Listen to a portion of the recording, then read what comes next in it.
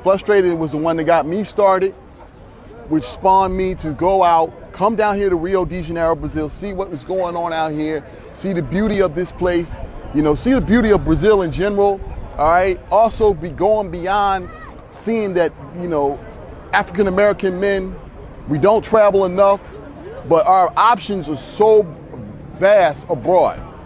And Brazil's been a good start for, basically a very great start for me. This is not the only country I've ever been to, but I've connected well with the Brazilian culture. A lot of the brothers have been saying the same thing too. They love the atmosphere and everything like that. And they owe it all, like I said, Al, it all comes back to you, man. It all goes full circle and comes right back to you. Because if it wasn't for your movie, a lot of us would probably, myself would probably be on the fence. Well, okay. Like I said, I'm grateful, man. I just see Brother Raphael walk in, man. I was able to meet him the other day. That was tremendous, man. So yes, to good have Brother people Raphael. who supported me and actually to be in a different land, to be out in Brazil with them and support them, and for them supporting me, man, and be out here, man, it's just tremendous for me right now. Mm-hmm. I appreciate the love. I'm having a great time. Big brother came out. My old big brother came out, man. He came out support me too, man, and see these guys out here having a good time, great time, man. It's just tremendous right now. That's right. The thing is, right, like I said, of course, your movie, my show, with this collaboration, right, we have changed a lot of brothers' lives. I got a lot of brothers who come up to me and say, if it wasn't for Frustrated, Al Greeze, and then the Charles Tyler Show. This is a movement, man, and the brothers that I've met here who were thanking me for Frustrated, a lot of them felt that they were suffering in silence, really couldn't come out and say how they felt, man, because nobody really understand because the I was one of them. I was one of them. Like I said, when I seen Frustrated and I seen what was in it, I told you before, I was on the fence about traveling. I was on the fence about definitely coming to Brazil, all right? And I want to go, but I didn't have something to push me over, and Frustrated pushed me over the fence. I came down here 6 years ago. It's changed my life, okay? And it spawned me to push on and show, and wanted to push out and put it out there to a lot of other brothers out here who are feeling the same way, who just in silence, didn't have the voice. And Frustrated was our voice. Look where we at now. Exactly. We broadcasted live. Exactly. From Rio de Janeiro. From Rio de Janeiro. You know what I'm saying? We came a long way. We got brothers out here live, so we out here in Rio de Janeiro, having a great time, and that's what your show has done. Yes. I'm thankful for you too, as well, brother. You know what I mean? Yes. So you picked the ball up, man, and now we got brothers out here. Now we can broadcast live out here. And we can share the experience back home with brothers, man, and inspire more to come out and celebrate. Exactly. And change your life.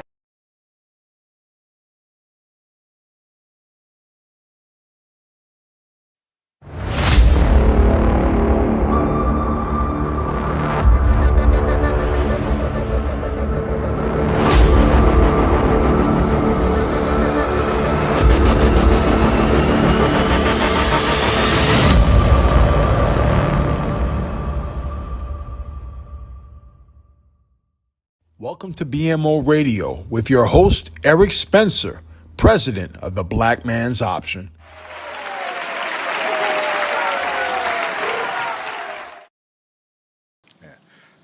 Good evening, everyone. Welcome to the Black Man's Option. I am your host, Eric Spencer, the Prez, a.k.a. Stone Cold Negro. Some of y'all know me by that. Other monikers. But tonight, in all seriousness, we have a very special guest.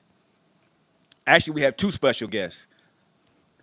First and foremost, a lot of y'all have been wanting to talk to the person that we call Coach, Mr. Frustrated himself, Al Greeze.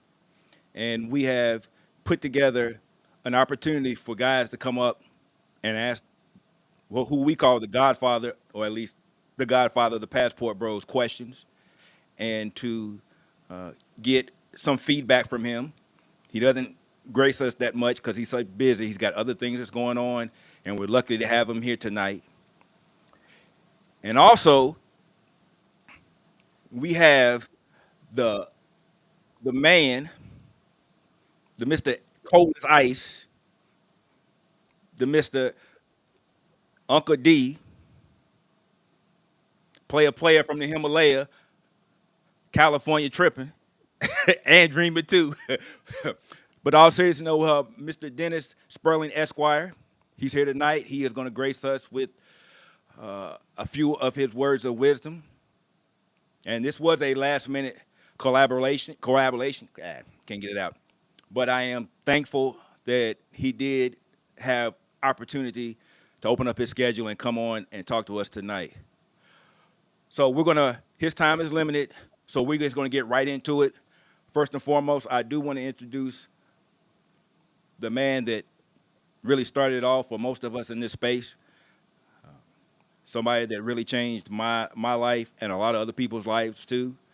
He had a tremendous impact on what we now know as the Passport Bro movement. He was a catalyst when people did not have any ways to respond to what was being said about them, as black men in particular. And he took it upon himself to shoulder that responsibility to put out Frustrated. He spent his own dime, he took his own time, and he put his own shine into it. And to today, it's still one of the most instrumental documentaries pertaining to black men traveling that we have to date. So without further ado, let me bring up my friend. We call him Coach because he run the plays, I formation straight up the middle. The man of the hour, Coach Al Greeze. What's going on, brother? Thank you for having me, man.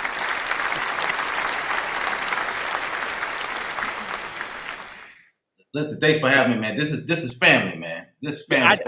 I know it is. Refer to as a guest. I'm home. I know. I just got off the road, so welcome home. I like to be welcome home. Well, welcome home, Coach. Welcome home, Coach. And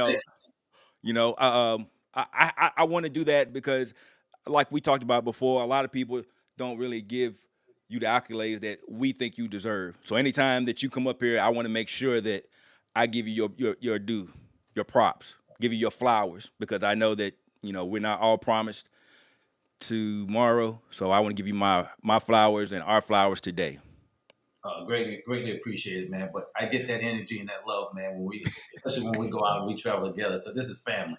So yeah, definitely. And I feel good, man. So thank you for having me, man. I'm just glad I had the time, man, to come down and chop it up with you brothers, man. Well, hey, I appreciate you coming on and giving your input and wisdom to the convo tonight, and giving brother the chance to really get a chance to talk to you, ask you questions, because we do get a lot of requests. And guys want to know, hey, man, what's Greeze up to? Or, hey, man, I saw Greeze. Or if you see Greeze, tell him, hey, man, I appreciate what he did. And I always tell him, I say, well, if you really want to show him appreciation, hit that Cash App. And there it is. What hit the young boys say less. Yeah. Hit the Greeze, hit the Cash App. Frustrated 1, 2, or 3. Don't say less. Just hit that Cash App. We good, man. We'll keep it moving, man. But okay. So I'm back, man. It's still grinding. The grind never stops, man. Like I said, we're working on the marriage material project coming up. So that's a huge project. Huge project. Yeah. And I got some wanting some more people, man. Got some information, and so we just be working on putting that together, man. So I'm looking forward to that. Yeah, I can't wait. That's gonna be a head banger. Yeah. So listen, I know Uncle D running short on time, man. So I know. I'm gonna get right to him. So yeah, So listen, before you go, how you like that mug, man? Beautiful. Oh man, hold on. Mine's better. Okay, all right. Quit playing around. We got to be professional here. But anyway, now, like you said, we're family. But we're gonna bring up my man Dennis Spurling, and everybody knows who Dennis is. If you don't know, he is the Blizzard King. He has been wrecking shop, jumping off the top rope, and slamming a lot of the ABWs in support of the Passport Bro movement and standing up for black men and giving them a voice to push back against all the narratives, all the stereotypes, all the things that they say that we weren't, and we've been proving them wrong time and time again. He's an avid supporter of the Passport Bros. He has done tremendous work in getting the word out and representing what black men should be. He came from humble beginnings, and he's able to come, at least if I'm right, he's from Compton, and he had humble beginnings, made his way all the way to Louisiana, And then now he currently resides in Houston. He has a law firm. He's very successful, established. He even dropped a couple rhymes or two in a couple videos. I know he was trying to be like me, but that's okay. It's all good. But anyway, we're going to bring up my man, Uncle D, Dennis Spurling. But I want to give you a glimpse of some of the stuff that he's working on. So my man Jamel, he's going to drop a couple trailers, and then we're going to bring up Uncle D.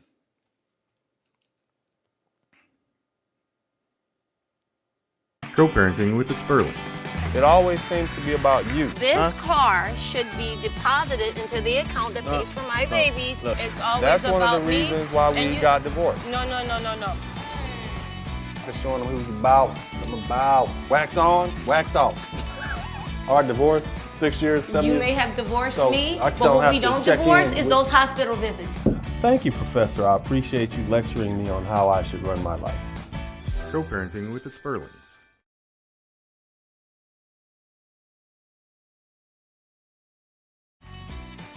Hi, I'm Stephanie Spurling, and I am divorced from this guy. So you pop up in my, where are you and Cap about to go? Here we go. I know that there are teachers in the public school system who care. That's my business, not your business. Our business, our kids, my business. Open yard. Yeah. You love me. I love you too. You make me proud. Okay, give me a kiss.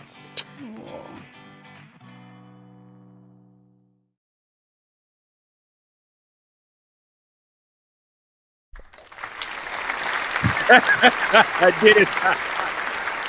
Hey, man. Oh, hold on, Dennis. You're muted. Hold on for 1 second. Oh, I'm in. Okay, that should work right there, man. There you go. All right. Man, first of all, let me say it's just an honor and privilege to be here with both y'all, especially Al Greeze. Especially because you gave black men a voice with your documentary, a voice that they didn't want to hear. They were still trying to deny what was going on, that we were frustrated and that we were tired of dealing with what we had to deal with. So I don't think they give you your roses, man. Like frustrated is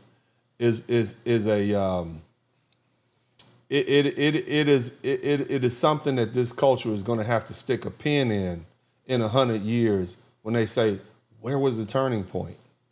And so, man, shout out to you, man. And it's just an honor and privilege to be here on this broadcast with you. And so, man, I like Brother Eric said, I don't think you get your flowers, man. But thank you so much for all you've contributed to the culture and to the image of black men and showing the rest of the world that we are thinking, feeling human beings and we have souls. So thank you so much for that, bro. Thank you, man. Thank you for your kind words. I appreciate it.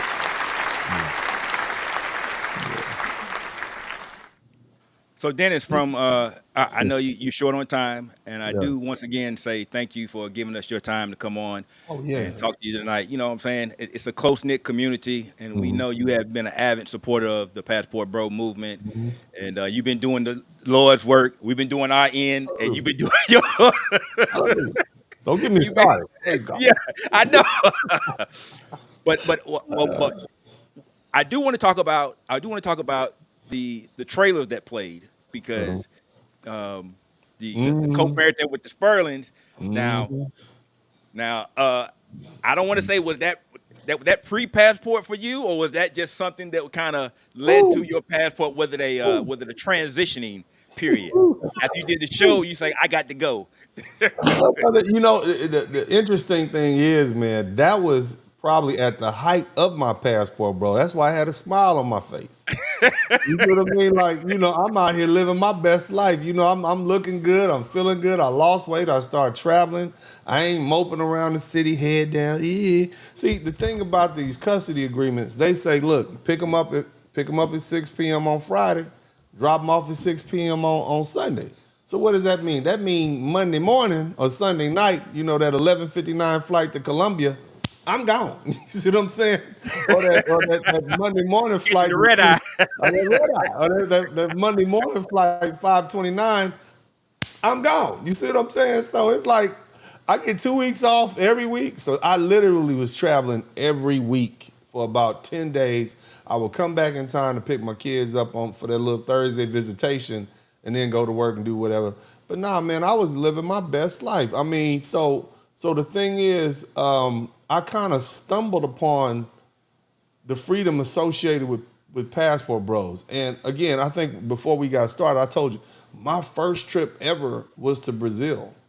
Like the first time I left the country, first time I had a reason to get a passport, man, it's 2004. Some of my law school friends are like, we going to Brazil. I'm like, man, we going to Brazil? Really? When we going? In a week and a half. I'm like, a week and a half? I don't have a passport, bro. All you got to do is call this phone number, give them $125 to express it to you. I'm like, really? He said, then you got to get a visa. I said, visa? Now, I done went to a whole law school. I don't know what a visa is. What a visa?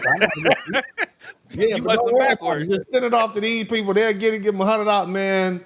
I'm in Houston with my passport, about to board the plane, man. They're gonna take us to Miami, and then we're gonna go straight. I think at that time it was that direct flight from Houston to Rio. They were flying in. We were all flying in from Louisiana, man. So I went down there. It was like 7 days, and that's when I knew.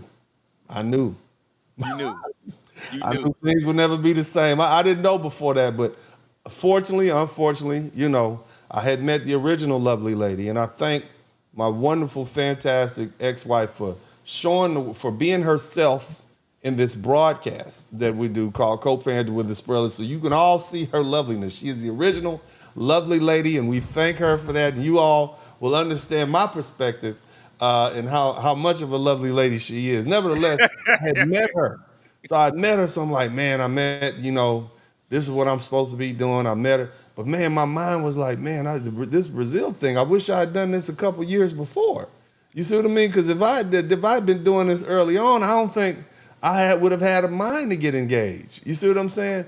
Well, let me ask you a question. Let me ask you a question. Man. So during the time that you were filming this, like did the idea for the show come up while you were passporting, like were you on the beach in Copacabana sipping a caipirinha and said, man, I should do this co-parenting show? Man, I think, so I was doing lawyer commercials. It's a lot going, it's a lot that bled into it. My son, my oldest son, neighborhood kids was teasing him. You see what I mean? When I'm saying, you ain't got no mama, because I got divorced, and so they would see them over here with me, and that made them feel bad. So that was on my mind. The other thing was I was doing lawyer commercials, and it was me and a couple of the early commercials, and they were like, that's boring as hell. Don't nobody want to watch that. So I said, let me put these kids in it. I'm paying for these kids. Let me put these kids to use. So I put them in the car. They was riding around in a lowrider. You know what I mean? They was like, oh, that's cute. And then I said, well, okay, let's try it again. So I put them in some little Texas suits, and I call it Little Texans, because at that time, I'm like, man, I'm from California. These dudes are from Texas, and I know they my sons, but their perspective on life is totally different than mine. So I'm like, where y'all from? We from Texas. All right. And so I said, well, let's go all the way with it. So I put them in their little hats, and people like that. Oh, that's cute. But then people start saying, well, what the mama look like? We like the kids. What the mama look like? And so I said, well, we got this one person who's saying, teasing my son, and because, I'm a single dad now. So when he come to the house, it's just me and his brother and people looking around. They got their little mamas around here and whatnot, and they teasing my boy. So I'm like, okay, I proposed the idea to that lovely lady that I was married to, and she thought it was a good idea. I'm like, cool. Her being an AKA, she wants to be seen. You know how that is. We ain't need to talk about that. No need to go deep. A little narcissism in there, a little arrogance, little want to be seen on the scene. We got to go that deep. And, I'm like, okay, cool. So we put it on. We had this commercial, man, and she's in there in the front. I designed the commercial. I wrote it out. I had some people come in and film it. And we actually won an award for the commercial, because it's that sort of uncomfortable laugh where she's saying, hi, that is my ex-husband, attorney Dennis Spurling. The more you help him, the more you help me get more money. It's reality, but back then, that's one of those uncomfortable realities that no one wants to really talk about. But and then I was like, well, hell, if we could do this, man, we can make TV shows, you know what I mean? And I got a pretty spicy life. Man, I was enjoying life. A lot of people, they get divorced, they go down, but I'm like, hell no, that's not even who I am. I got my freedom papers. Right. So divorce gave me my freedom papers. And so Passport Bros, or just traveling overseas, is just one of those freedoms that I didn't know I had. Because I got let loose at like 35, 36. You see what I'm saying? So I'm still relatively young. and I got 2 weeks to kill. I ain't got to pick them kids up. I ain't got no wife looking over my shoulder. I ain't got no kids to babysit. I got two. I pay her child support is like babysitting money at this point. So you take them kids, you responsible. I get to fly overseas and have a good time. So man, I think I lost 100 pounds. I started traveling to DR, Colombia, Brazil. I think I went to Belize a couple times, man. Where else? I spent a whole bunch of time in Jamaica to the point I had a side baby in Jamaica.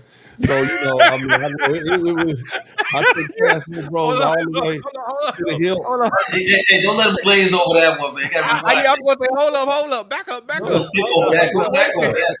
Hold on. So are you telling me there's a co-parenting with the Spurlings, the Jamaica edition? Is that what you're saying? You gotta watch the broadcast, man. You gotta watch co-parenting with the Spurlings. That's one of the things we talk. I even take my sons to the Dominican Republic in one of the episodes, man, because just to expose them to being. Because see, look, a lot of us we have good time when we go over there as a man, but you know, after a certain time, you're like, I ain't gonna be around here doing all that stuff, you know, and you get to know the culture. I learned to speak the language. I ended up moving there. I had a villa in Puerto Plata area. I had a villa in the Cabarete area. I had a condo in Sosúa. I had another house up in Torre Alta, Puerto Plata, and even over in Colombia, I had an apartment in Parque 93.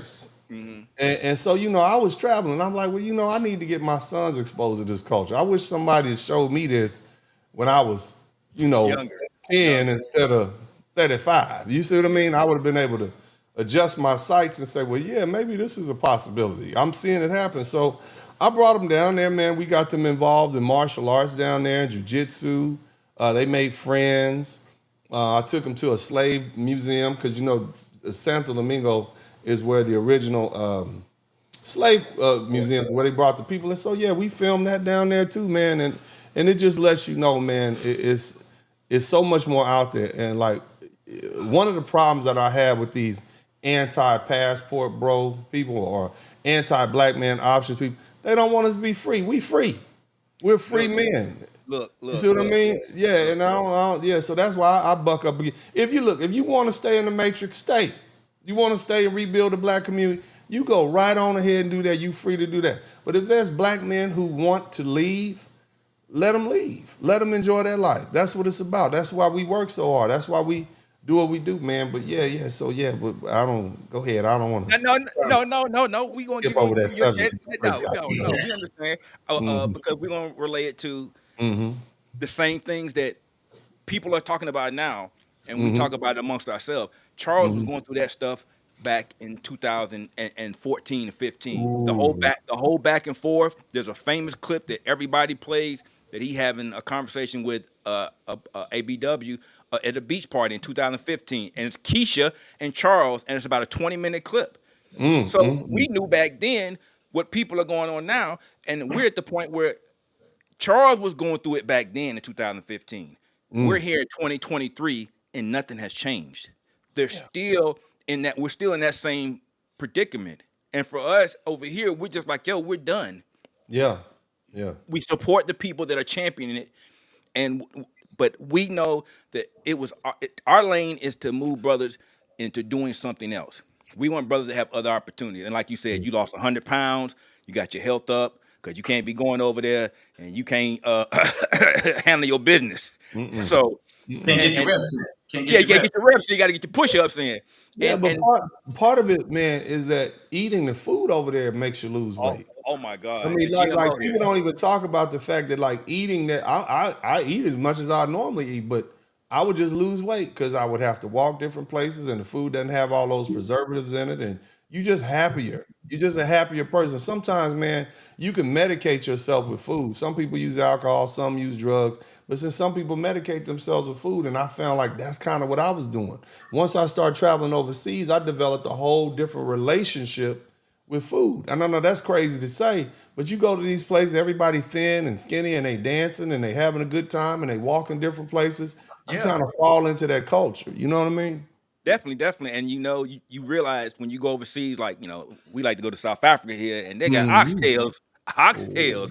Woo! And you Mm-hmm. eat a plate of oxtails, and you're like, man, I don't feel full. Like I feel full, and then after that, it's gone. And you eat some pap, and you eat some avocado and stuff, and it's like, I feel lighter. I Yeah. lost 10 pounds. And we talk about that too. We know the food in the matrix is bad, but it's also a mental aspect when you leave and you travel. You get to release tension. You feel less stress. Your blood pressure's down, and you're in a different environment. So it's going to be interesting to see how you document that in your show, because it looks like from the previews there's some areas where you kind of felt like you were stressed, and then maybe you were out the door, or maybe you felt like you was in a situation and he said wax on, wax off.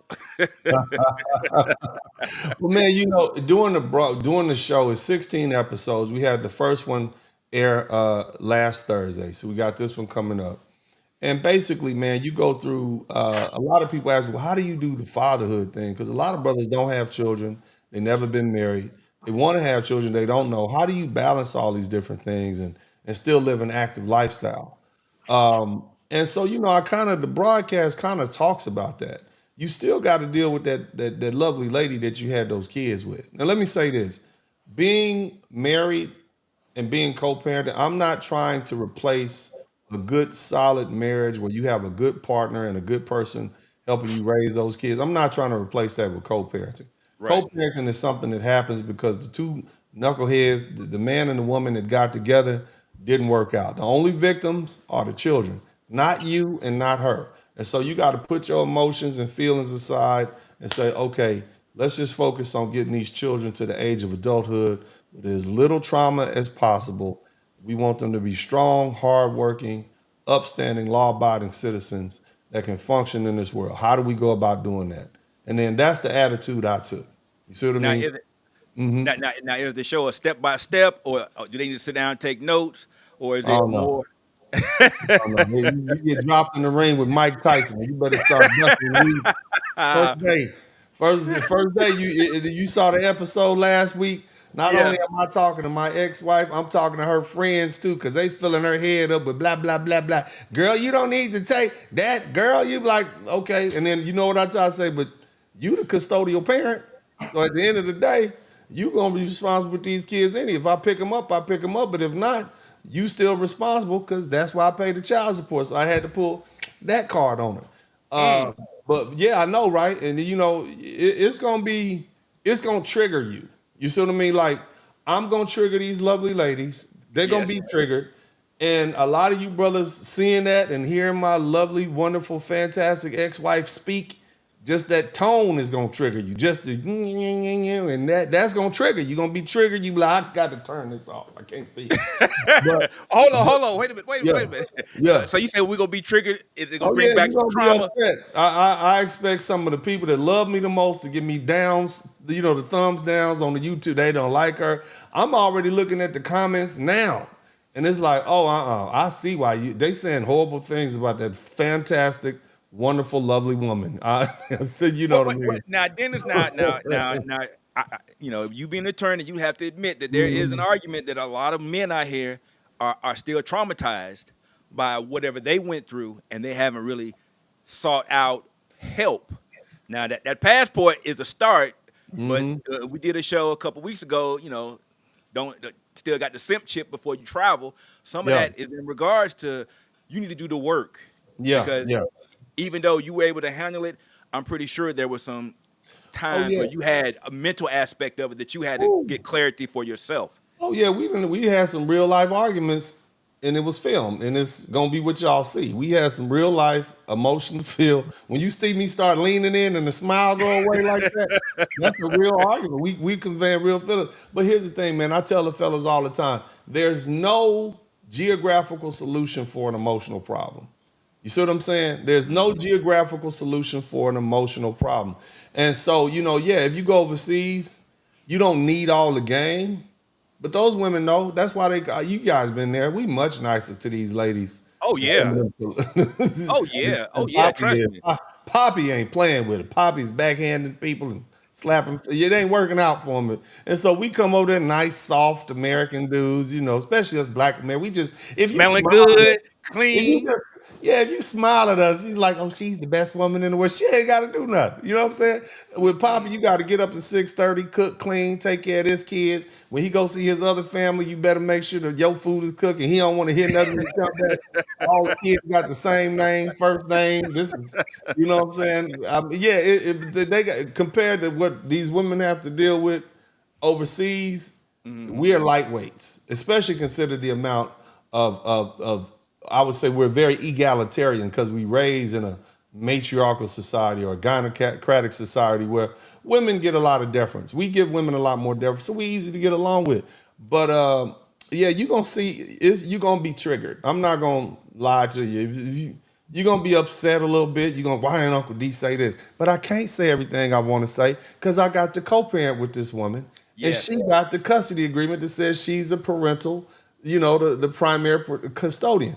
My objective is to get these kids as much as I can. You understand what I'm saying? So I'm like, hey, girl, how you doing? Here's a little trinket. Here's a little gift. Let me have them kids. I'll pick them up and take them somewhere. Yeah, you see me doing it's like dealing with the mafia. I'm paying her off. You understand what I'm saying? I'm placating her. I'm smiling when I want to. Y'all gonna be upset with me. Y'all gonna, but remember, the objective is to spend as much time with my boys as I can while they're young. Yes. You see what I mean? So that they can know they have a father that cares. I can debrief them every day. I can talk to them. You can't reason with a tyrant. Okay, so what you got to do? You got to pay them off. I'm paying ransoms. You see what I'm doing? I see what you're doing. Let me ask you a question real quick. I'm sorry, I don't mean to interrupt. Yes, sir. First and foremost, congratulations on your show, man. I watched the first episode, man. Congratulations. That means a lot coming from you, Al. Thank you so much, brother.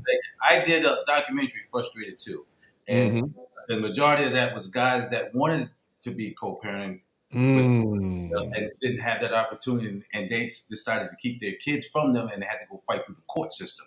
And you spend X amount of money trying to fight to get your kids. What advice you give to guys like that who want to be co-parented? Like you just said, you paying the mafia. I'm doing that now. Did you hear? I can't talk about the other situation. I've been fighting that fight for 8. You can't co-parent with somebody that don't want to co-parent. You see what I'm saying? I'm lucky in that I got at least one, my ex-wife, but see, she was at a disadvantage because she was the wife.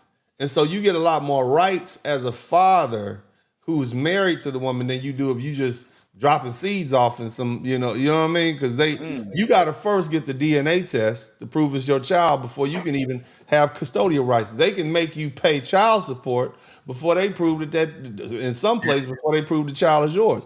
I had to change my third son's last name to my last name. This is how cold-blooded it was.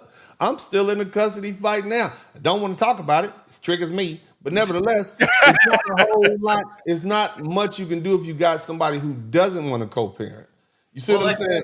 But like you said, you paying the mafia off. So instead of them paying court fees and paying the lawyers, maybe it may be better for them to just go ahead and pay her off, and maybe you might have access to it. But see, then what's going to happen is when that child turned 13, she's going to want all that back child support.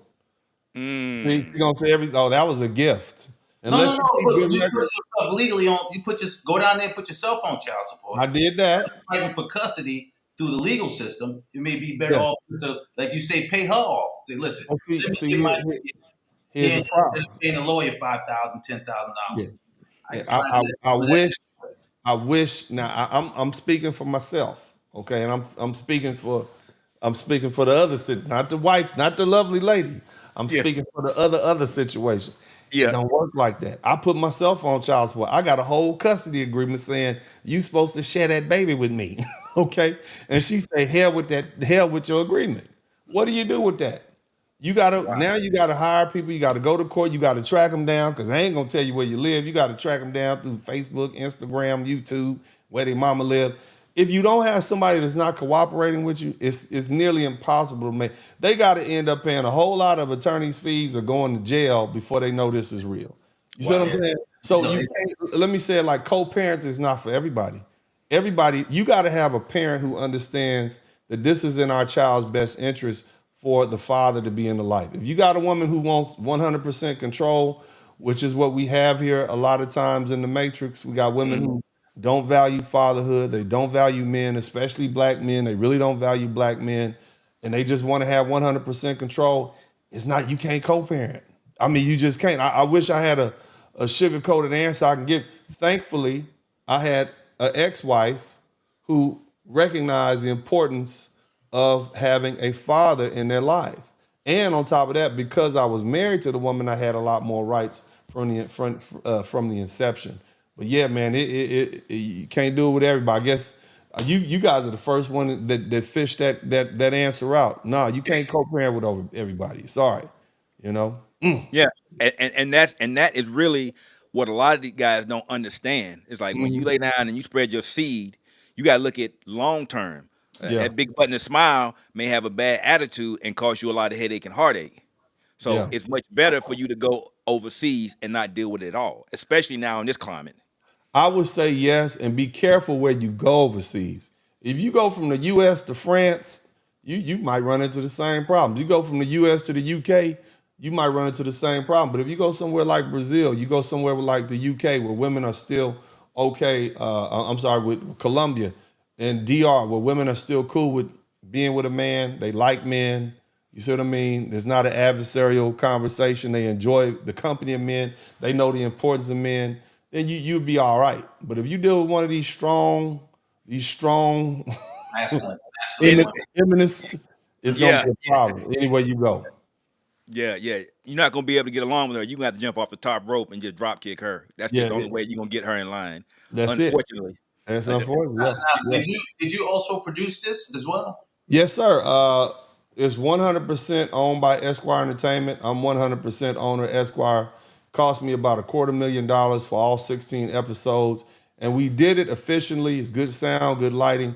But the most important thing is that we did it quickly, okay? Now, of course, post-production, and I know you know plenty about post-production. Yes. Post-production is foolish. You see what I mean? It's always some extra cost in post-production. Somebody quit, footage come up missing. Somebody didn't put somewhere it's supposed to go. You got to track that down. But thank God I had a great team around me. So all I had to do was make sure I had my clothes and make sure I was on, and we tried to film things in sequence so it makes sense. But we had to go do some retakes, and then you'll see at the end of each episode there's some play-by-play of what happened here, and there's some explanation. So man, it's a really high quality show, but we did it inexpensively, not cheaply, inexpensive. We used the best cameras, we used the best sound we could. And matter of fact, when we did air it that one time, the episodes, they got the highest ratings in their time slot here in Houston. So that was my follow-up question. What was some of the biggest challenges? Because this is your first time producing? This is my first time doing TV. But I've done music videos. I did commercials. So I kind of built my way up. It's like, well, if you could do commercials, you could do music videos. You do music videos, you could do, this. It kind of just built its way up, And it really was an interesting process, a lot of work. People don't know the type of work it takes, both being in front of the camera and behind the camera. And on top of that, you the one paying for it. So fill that out. You just gotta come up with that extra $250,000. You know what I mean? This was done out of my pocket, man. Right. I didn't receive a call, during this whole process, man, from you, Dennis. You want to be here? I didn't call all Greeze up, baby. Ian, how you doing? This is Uncle Al right here. He's gonna take everybody to the radio. Let's go. All right. That's what I'm talking about. Now we got the Uncle D that we looking for. Yeah, man. Come on, baby. Anytime you want, if you want me to be I'm there. I'm frustrated too. I'm mad. Listen, we on 4 now, man. We on 4. They ain't treat us right. That's why we here. Baby, give me some more of that drink. Give me some more of that. I'm mad too. I've been oppressed by these lovely ladies for too long. Oh man. Man, now I'm tickled. Now let me ask you this. Yeah. Because I know that you are currently engaged. Praise God. Hallelujah. Yes. Amen. And might be listening. Even though you have done one season, has there been a part 2, a season 2 that hasn't been televised yet when it comes to that introduction of past meets future? Well, let me see. Yeah. Hold on. Is the Hold on. sound- You the Y'all Blizzard hear King. me? You the Blizzard King. Hold up now. It looked like it. Hold on a minute. It looked like the sound is going out. Can y'all hear? I think my camera is fading. Well, it's time to pick these kids up. We see it's skin time past the freckle. It's time to go. Okay. Well, I tell you what. well, Let me just say it like this. there is was. Go ahead. There was this quinceañera. Okay. So my son. Man, you know you a cold cat. No. So my son. Okay. So here's the first thing you got to understand. All right. So my lovely, wonderful, fantastic, beautiful ex-wife is Black American. And she close to my age, about 40. You know what I'm talking about, about 40. Okay. And my fiance, who I'm engaged to, she about 20 something. You understand what I'm talking about? So You had to trade that in. Hold on. Go ahead. Praise God. Go ahead. She got Yeah, the upgrade. the long black hair down her back. You know what I'm saying? And beautiful, Ivy League educated. Mind you, of course, when you get a divorce, you're supposed to fall down and never be able to do better and never find a woman better than her. You know how it goes. Y'all know what to tell you. Yes, understand. And that didn't really work out. So after years of traveling overseas, 10 years traveling overseas, my taste began to change. I began to recognize how I'm supposed to be treated as a man. And so my tolerance for certain treatment is no more. And it doesn't matter who it's coming from. It could be coming from a love interest. It could be coming from a family member. Women have to treat me a certain way or I separate myself from them. It don't matter who it is, and I know y'all, even mom, you know what I mean? Like, you got to treat me a certain way. If I don't get that certain level of respect, I'm cool. So now that I've closed that, since now I've deactivated my Queen Mother Goddess simp chip. Yes. There's only certain women that can come into my life, you see? And so my fiance, even though she was born in the US, her family is from one of them places that the brothers like to travel. So that was inundated in her. And so because I understand her culture, because I speak the language, I bind her to her cultural requirements for men. In other words, this is what I'm supposed to get. And that's what I expect. These are my expectations of you. Ain't no slipping, ain't no sliding. This is what you got to do. On the flip side, I know the expectations that she expects from men like me, you see? So I'm gonna be Poppy and you're gonna be Mommy and we're gonna be fine. Now, was there a time when my past met my future? Yeah, there was this quinceañera, and it was my weekend to have my sons. And my son had been invited to take this young lady. He's a little black boy. His mama from, he black, but he's handsome young fella. He got invited to take a little girl to the quinceañera, so I rented him a tuxedo. I came through with my suit. My beautiful fiance came through, hair long and natural and flowing and nice shape, looking like she can bust a basamba and all that out and looking good and everything with that big old rock on her finger. We came through. And I saw how you doing? Kept it moving. Sat at my table. She sat at her table. You understand what I'm talking about? Yes. No words was exchanged betwixt the two. Praise God. Hallelujah. And so we sat there for a couple of hours. The family came over. Well, you see why your sons are so well behaved. Oh my God. Because see, before I showed up, they thought, oh, this is just some single black mother with some kid. And then Daddy showed up with the fiance, and they was like, oh my God, you're such a dignified man. Yeah, I had my suit on. My son was looking good. And we eased on up out of there. But yeah, they had that up close and personal. You know what I'm talking about? But it was for some reason it wasn't no need to, no jibber jabber, no hey girl, none of that. There was none of that going on. It was see you later. Praise Moses. So you didn't have that Tyler Perry movie moment. You just showed up. You showed up. Showed out. Now, Dennis, I am going to say this. You probably don't know that, but you and I are friends on Facebook, and I see when you posted the things that you do with your son. You are an involved father, from the jiu-jitsu and the black belts, the tutoring for them, all the things you showcase that, and you put out an example of what being a black father is. And you do an excellent job of that. And you don't hide the fact of that because you're leading from the front. And I like the way that you're able to show those pictures, you being involved, even though you are busy, you doing your thing, you YouTube, you out here, Mr. Freezing it up on these chicks, but you still are putting them first, and I Yeah. like to see that. I really do. Thank you so much, man. All praises go to God, man. I wanted to be the father that I didn't have in my life. You understand? So I wanted to be everything I didn't have. Man, I wish I had a dad that did the sort of stuff that I did. You know, instead of, hey, boy, go on outside and be in the house before the street lights come on. I feel like I would have done better with that structure. I feel like I would have done better if I, son, hey, look, this is what's gonna happen next year to you. This is gonna happen the year after that. But giving them a plan, instead of letting them wing it. But yeah, man, let me say again, there's no replacement for a good, solid marriage. Okay, there's no replacement for that, and it's been difficult, man. Being a single dad, look, but there's some times I'm up in the morning making them little sausages and oatmeal. I'm on my knees bathing my kids. You see what I mean? But they needed me.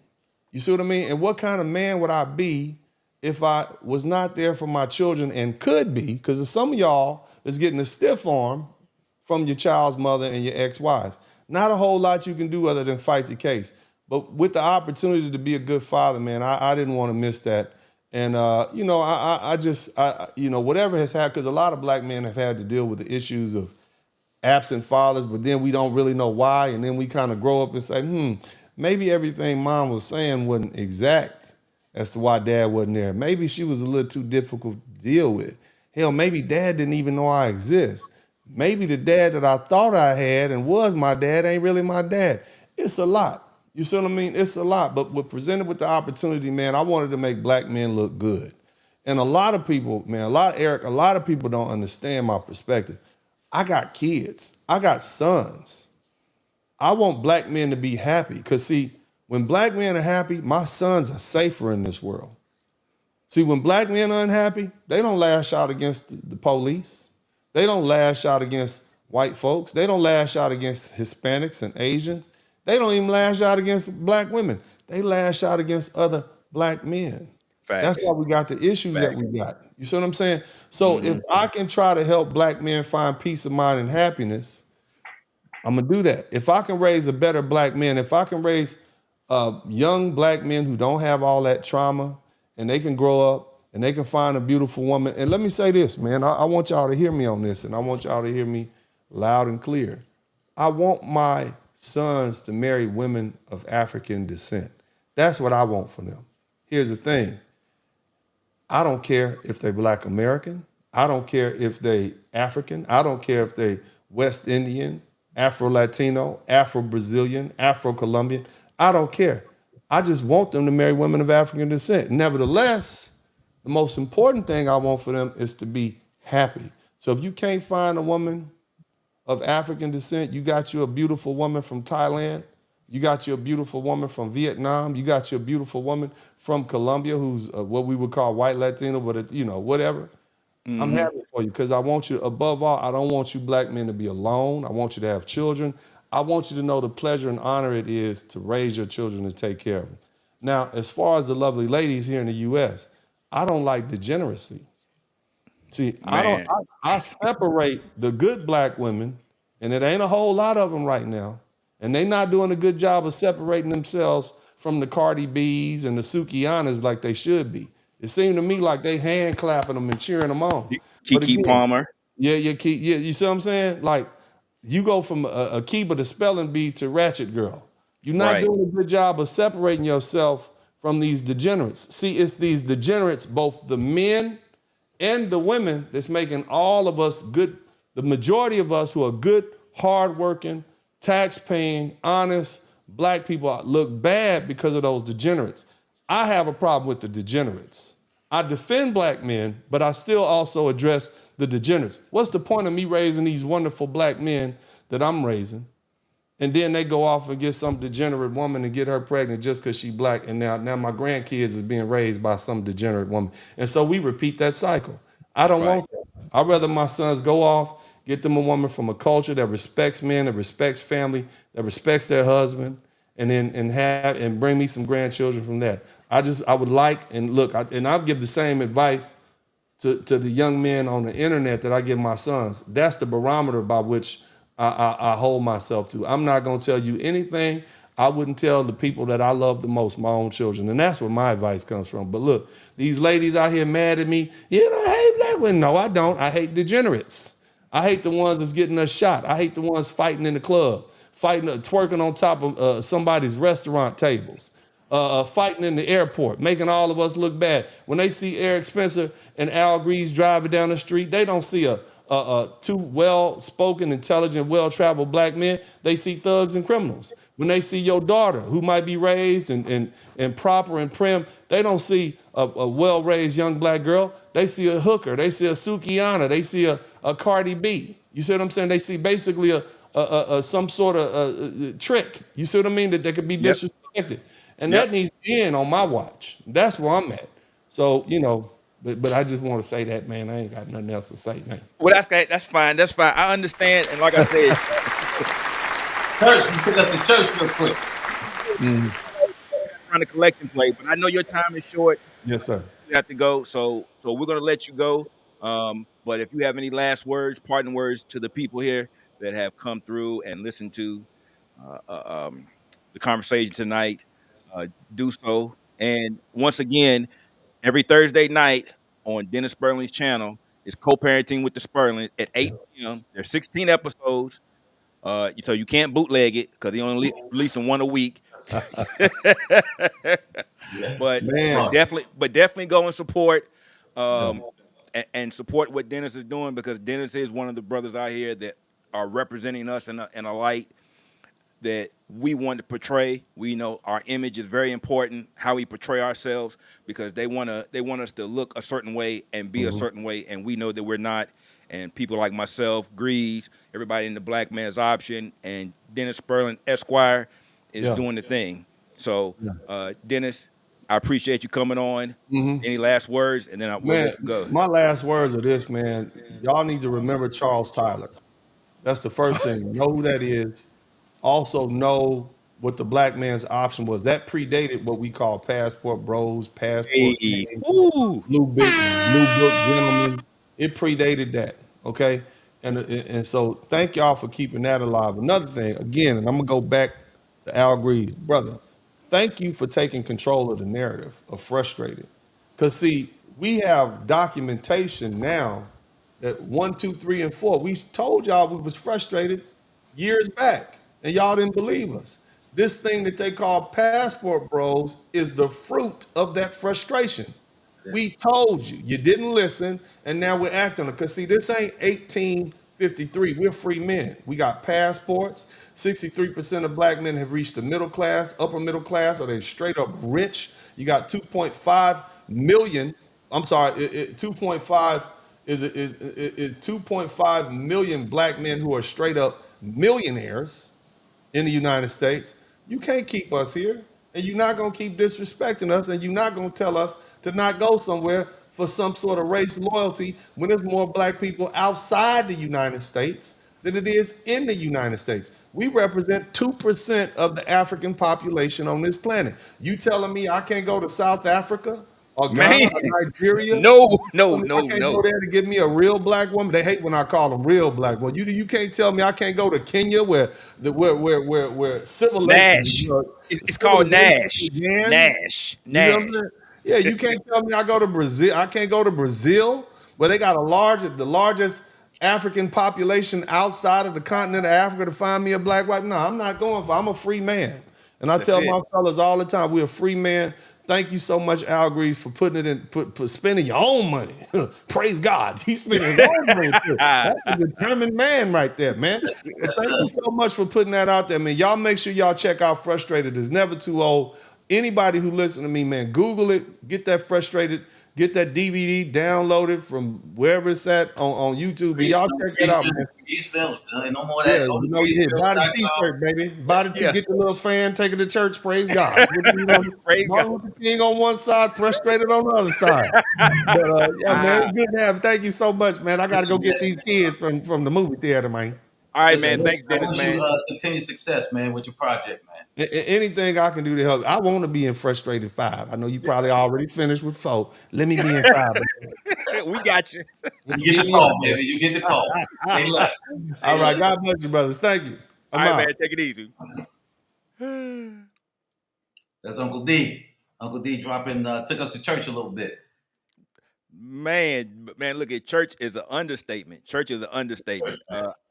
First and foremost, I want to say thank you once again for Dennis coming up. Dennis was a last minute thing. I mean, we literally put this thing together in like less than 48 hours, and I'm glad he had a chance to come up and say what he had to say, because it is important. And a lot of the things that he said about co-parenting is important for brothers that are still out here dealing with the situation where they do have their children and they're trying to make the situation work, but at the same time they want to still explore their options and get the hell out of Dodge. So I thank Dennis for that. I thank Dennis for that, and I appreciate him coming up there. And Greeze, once again, hey, you know how we do. We come over here, we have fun, and Dennis, he really represented. Yeah. As black men, he did. One of the keys I hope that guys pick up, man, he had a cooperative woman. Yes. And they had that split and realizing the importance of having a father figure for her sons. Forget their relationship they were going through, but the importance of having a father figure for their sons. So that's how he's able to continue with that. But, guys got to be careful, man, and take note when you're dealing with non-cooperative women, not knocking them up and producing seeds with them, and you're going to end up through the court systems, and that money just gone, man, and it really takes a hit on your legacy. Boy, does it. Hey, G, my man G Dub, I'm not going to say welcome to the show because he's been in the background, but we wanted to bring him up now, and I'm going to tell you something. G can probably attest to everything that Dennis just said. G, hold on for a second. Hold on, let me see. You sound like you might be muted. Oh, let's see. Okay, go ahead now, G. Yeah, man. I was chopping at the bits to get in that conversation. Man, hey, I knew you were, man. We had a short, limited time with Dennis. He had to go pick up his kids from the movie. I understand. But from what he's saying, because I've been on both sides of the fence, man. I got 2 daughters that the mother gave me hell, where did not want me to talk to them, to the point where she would let me see my daughters when it was convenient for her. To the point where my youngest daughter would like to wear my shirts, and she says, "Well, why you got that on?" Because I got it from my dad, and it smells like my dad. I got hated at on that. Wow. Then on this other end, my son's mom, we co-parent like it's all that, man. I'm gonna tell you something. That's a lovely lady. My son's mom is a lovely lady, man. And I know you guys don't have any kids yet, as far as I know, but when you have a son, it's different. You know the things that he's going to go through. You're more protective. You're more conscious of your health because you want to be there for him. The advice. I spoke about getting my son his passport because I want him to have options, man. So yeah, I mean, everything he was saying was straight gospel. Shout out to Mrs. Spurling, man. So yeah, I mean, these women, it's very difficult to co-parent, and it's not up to the man, because when you go to court, 300 welfare institutions is always to give the mother the benefit of the doubt. Right. Yeah, and like I said, it's definitely not necessarily traumatizing for you, but people in general, men in general. It's traumatizing. Yeah. Trust me, brother. It's. I'll tell you a story. My brother, he had a daughter by a female, his oldest daughter, and this woman decided to be a criminal. And he had his daughter for maybe about 10 years. And when she got on the straight and narrow, even had a record, I'm talking robbery, car chase, and everything, they gave her back the child that quick. Wow. Yeah. You know what I'm saying? Wow. So we have very limited powers when it comes to it. I tell you another story, personal story. I'm playing basketball. You know how fellas do. We play basketball. We sit down, and that's basically our counseling session. Well, I didn't know in the city that I was from, this particular divorce judge had all 3 of our cases, and unbeknownst to us, in different years. Come to find out, the judge was a female and put us all through the fire. And the reason why is because her man dogged her out all these years. So she was taking it out on every man that came through her court. This is what we have to deal with. Yeah, that ain't right. That ain't right. But like you said, it goes on, and we understand that. But as Greeze highlighted and frustrated too, if you haven't seen it, excellent documentary talking about just that. What is it? Mama's baby, daddy's maybe. Frustrated too. Daddy's maybe, yeah. It's always, no matter what, like you said, man. I interviewed a guy that did his ex was on.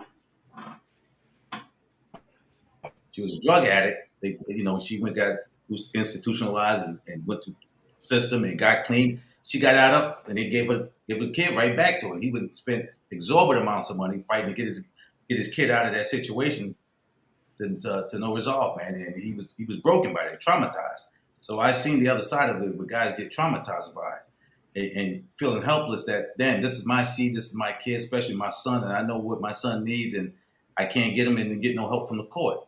And if you don't have that money, like a lot of guys, if you ain't in Dennis' position or other guys just got that deep pocket, man, you're going to come up short every time, man. So I feel for the brothers that go through that, man. It's traumatizing to them. Definitely. And it's the word is frustrating because I literally had to walk away from my daughters, man, to keep my sanity. To whereas there was so much undercurrent suggestive play where my daughters would look at me sideways. I had my oldest daughter said, "Dad, you never did nothing. You never paid nothing for me." I said, "Go into that closet and get that Nike box that's empty with all them envelopes." She came through and I highlighted. "Do you see this check? Do you see that check? All this stuff? That was for you. That was for you every 2 weeks that they came out and I worked and gave it to you. And that was straight to your mom." You know what she said? "My mom told me different." So there's a lot of just like no credit or nothing that she wants the father to have at all, man. It's psychological. Then when you adjust your life to child support, it rears its ugly head every year to 6 months or however, because you dread getting maybe a raise. Because if the mama finds out, she could take you to court in California. She could take you to court every 6 months for an income review. It's brutal, man. This is mafia at its best, bro. Definitely, and I think that's one of the biggest catalysts that so many men are now doing what they're doing, which is getting their passports, and they moving on because they're past the trauma. They're done with it. They paid their dues. They're ready to move on to better pastures. So that's why we're here, and that's why we continue what we do. And like I said, I want to thank Mr. Spurling for coming on and exposing us to that, because that's something that needs to be talked about, because it is a part of a component of us moving towards passports, towards traveling overseas, because of the trauma that we're dealing with over here. But you know what? A lot of guys, man, just got to walk away. Yeah, and that's real. They get hurt by that. Just got to walk away, man. Because you're not going to keep the system, and nothing you can do about it, man. You just got to walk away. Hopefully, when your children become adults, and then you can have that interaction with them on their own, and hopefully they'll get it. Like G said, man, I got a whole box of receipts. I got receipts, man, to show you that I was there for you. But your mother didn't want me in your life. There's nothing I can do, man. There's nothing I can do. And I had to give up, man. And imagine just having to give up on your children because of a system that's in place that won't allow you to interact with your kids. It's hard, Coach. It's hard. It bothers you, especially if you want to be involved. And CDC says the African American male is the most involved father. And when you go to these certain things that they want you to go to, and you show up, you seem like a stranger, man. The most uncomfortable feeling was to go see my daughter's high school championship basketball game, and she was the star guard. And for the mother to prance around there, like, you had people come up to you, "Oh, you're Dominique's dad," but more of, "Where you been, nigga? This is your daughter." But you don't know I was with her at the playground teaching her how to do those moves, teaching her how to do those type of things. But you got the parents and everybody else, and sometimes the boyfriend that will look at you sideways, but you know they don't know the truth. Right. Because of the lies that she's spewing on you. Yeah, and then you label a deadbeat. Yeah. That's a deadbeat dad right there, man. Yeah. And that's the, you know, that's the big hurdle that we have to overcome, which is part of some of the stuff that we have to deal with. So, you know, but it's not talked about enough, but, you know, we talk about it amongst ourselves. But it was good that Dennis was able to bring a different aspect out of it, because he was able to incorporate that with how he transitioned from that show to where he is now. So, you know, I appreciate him coming on and doing that stuff, providing that information and doing what he does. But now, at this point in time, we're gonna do something that we talked about, and that's we're gonna drop the link for anybody that want to come up and ask Coach Greeze a question. This is your chance to ask Coach, Mr. Frustrated himself. Come on if you're coming. My man, my producer Jamel around the world, he gonna drop the link. Be nice, or we gonna get your ass up out of here. Listen, me and Jamel dropping the. You know how we do. Yeah. No, but in all seriousness, you know, because I'll have the busy schedule, and like I said earlier in the podcast, that a lot of people that ask, they want to talk to Greeze. Maybe they want to ask him a question, and they know Greeze gives a lot of good advice. He has been labeled by Jason Whitlock the Godfather of Passport Bros. You heard testimony tonight here from Dennis Spurling saying how inspirational that it was for him, and we just want to make sure that he still has a connection to people, so that they don't think that he's gone away. He's working on other projects, but at the same time, he's still here, and here's the opportunity for you to ask him a question and get a one-on-one without having to spend no money. But you still gotta send some money to that Cash App. Yeah, spend no money. Yeah, but you still got to send some money to that Cash App. So, I don't know if you've seen that clip, man, where old boy was doing the eulogy and he pulled that pistol out. Where that damn money bowl at? Where that damn money bowl at? Yeah. So my man Brock, man, hey, Ibon, how you doing, man? I'm well. Can you hear me? Yes, man, we can hear you. We can hear you. What's going on, Brock? Nothing much. How y'all doing? Man, you know how we do, man. It's Sunday night. Good. And we ain't uptight. We feeling all right. Yes, sir. So you got any questions for Coach Greeze? Yes. Well, been paying attention to the news as of lately. The Fed, within maybe a week and a half, is going to announce the stipulation for the new Cash App or the digital dollar and whatnot.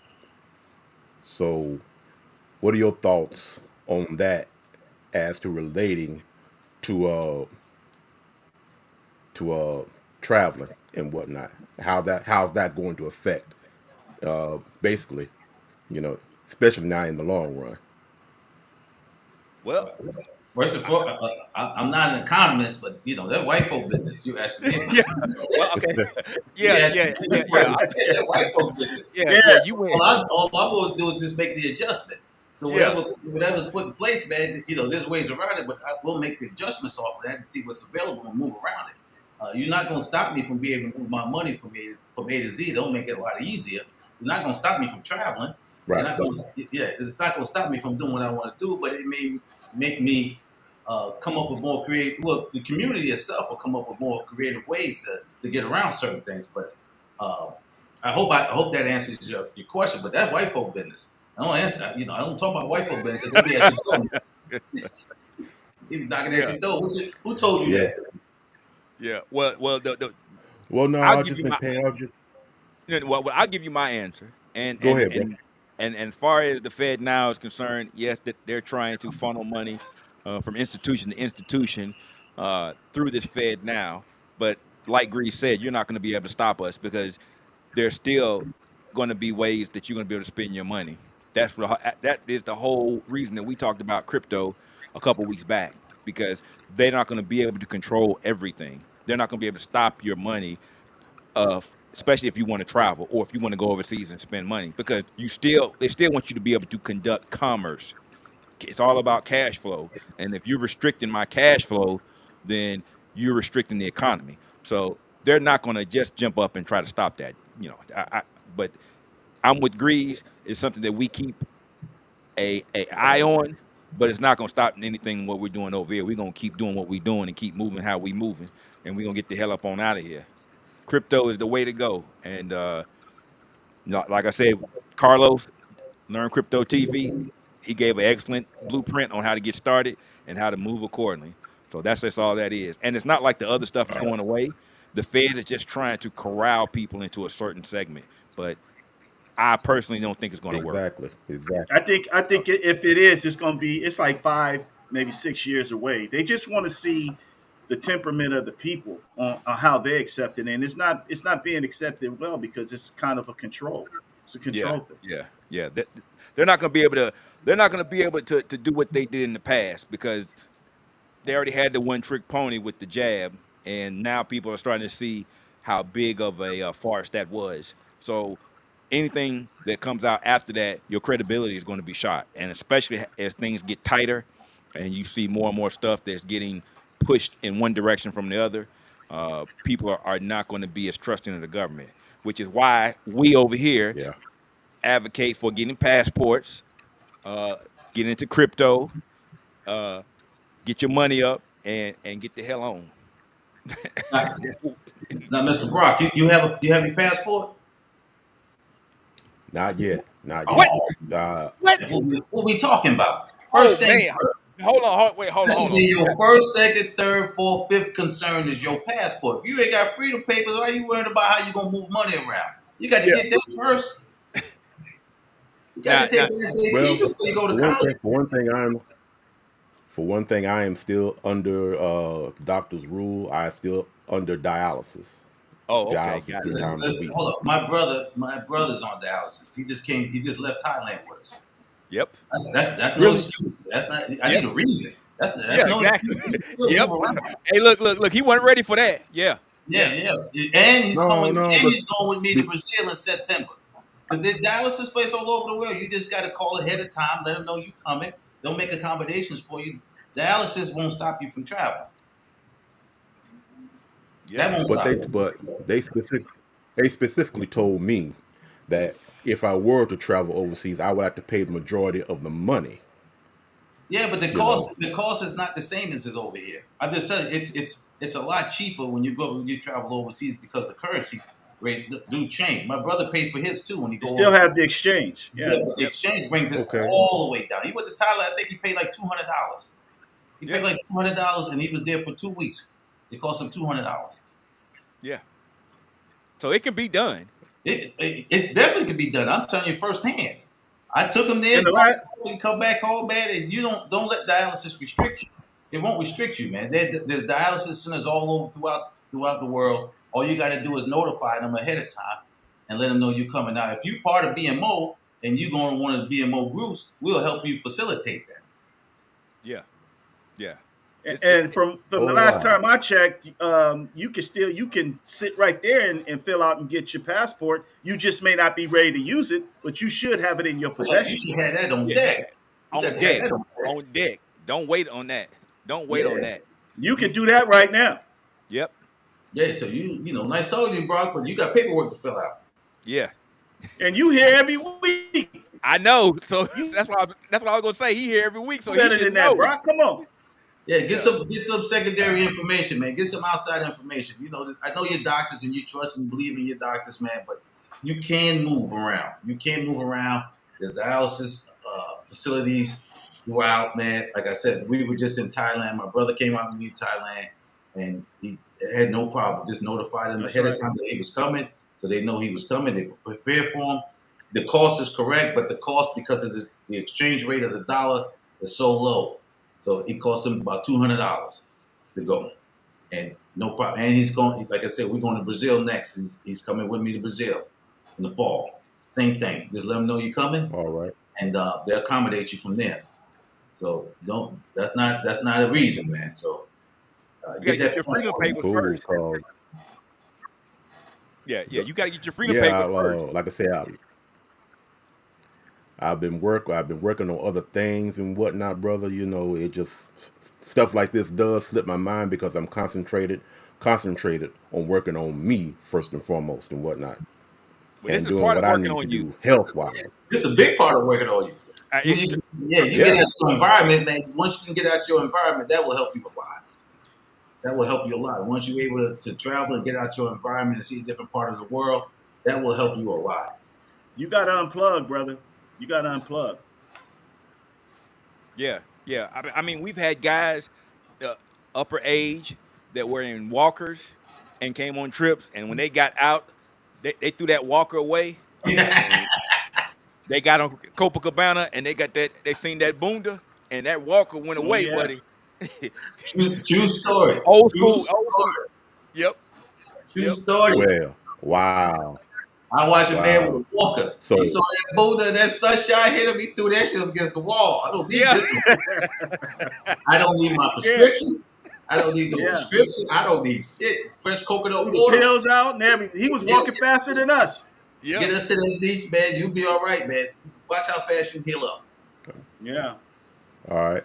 So there are BMO brothers in Brazil. Which part? Copacabana, Salvador, Fortaleza. Yeah, Sao Paulo. We got one that just came from a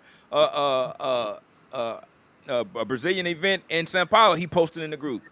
Dude, we got a network of people. You just got to show up and participate. That's all. You got to take that first step, brother. You got to take that first step. BMO, we take care of our own, bro. If there's a will, there's a way. Yeah, you need some information, man. We're here to provide it for you, man. So dialysis, please do. Dialysis won't stop you. You want to get out? That's not an issue. No, that's not please an issue. Do. Please not an issue. And I'm gonna tell you right now, it's better for you to go ahead and put the paperwork in and go ahead and get that rolling, and then you forget about it, and then you can continue doing it what you're doing, and then when you don't realize it, it's gonna show up on the door. It's one of those things where, damn, I already got my passport, and I'm telling you, when you get it, you're gonna feel accomplished. That's gonna be something that you have done, set out to do, and it's still being worked on, and you're still working on yourself. And I'm gonna tell you right now, it's gonna come at the most opportune time, because it's gonna be a chance for you to go someplace or do something, and you don't have it, and you're gonna be like kicking yourself in the butt, because you've been listening to us for a long time, so you should have known how we advocate passport first. Yeah, you can't show up to class without your textbooks. Yep. You gotta have your textbooks. Yeah, man. but that's a prerequisite. But this is the absolute first I'm hearing. This is the absolute first I'm hearing that I can still be able to travel and still be able to do my dialysis at a cheaper rate. This was not expressed to me at the center. Oh, maybe they don't know. Maybe they don't know. That's why you come over here. You ask Greeze. I give you the info. Yeah. Come on here, get this information. Okay. You can do that, brother. So if that's one of your major obstacles, we just jumped over that. So that's not an obstacle. You got to get out of the training room, baby. You got to get on the field now. Come on now. Yeah. All right. Bet. And those are the things that you don't hear being discussed, but these are things that we know. That's why we tell you to come and join us on Facebook and ask those questions in the group, because if you had asked that in the Facebook group, we would answer it for you like lickety split. I had my white guy lickety split, but that would have definitely been something we answered because we already gone through it. Like Greeze said, his brother. Yeah. Matter of fact, his brother went with us to Brazil in 2020, and he didn't have any problem, had a good time, and this was during Carnival, so that's the height of their tour season, Carnival, and he still was able to get what he needed done and enjoy himself. Matter of fact, we had to reel him in. It's like, slow down, bro. You all right? You sure you got? Yeah. You don't let you on dialysis. You sure ain't eating like you on dialysis? Yeah. Moving a different way. Listen, I'm not gonna miss out. I ain't gonna stay on the sideline. I'm getting in this game, and we figured it out, man. And we got places there. Boom, boom, boom. Even if you go to your dialysis center that you go to and tell them that you want to take a trip somewhere, they have some information. They could tell you where the dialysis centers are, approximately where you're traveling to. So the information is there. All right. Yeah, so don't let it be a hindrance in you getting out. Don't let it say. Don't think, oh, because I'm going through this stuff that I have to wait to get my passport.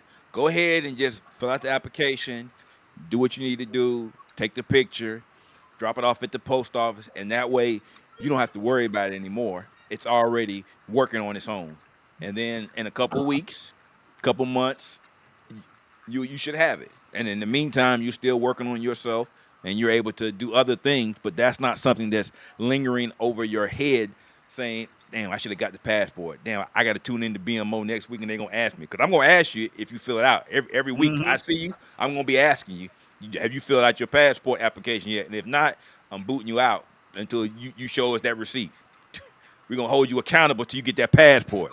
That's right. That's right. Yeah. And if you don't show up next week, we gonna say your name anyway. Because we know you're gonna watch.